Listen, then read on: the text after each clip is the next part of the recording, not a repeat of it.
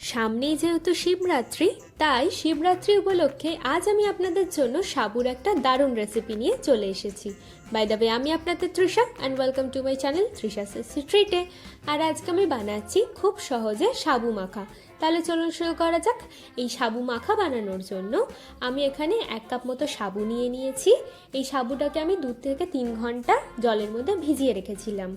এবার এর মধ্যে আমি দেবো একটা পাকা কলা, 2টো সন্দেশ দিয়ে দিচ্ছি, দেব 1 কাপ মতো নারকেল কোড়া,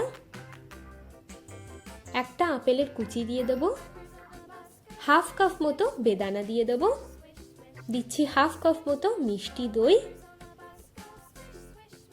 1 থেকে 2 চামচ মতো আমি এখানে চিনি দিয়ে দিচ্ছি, 4টে খেজুরকে কুচিয়ে নিয়েছিলাম সেটা দিয়ে দেব, আর দেব 1 কাপ মতো গরুর দুধ। এবার এই সব কিছুকে আমি খুব ভালো করে মেখে নেব।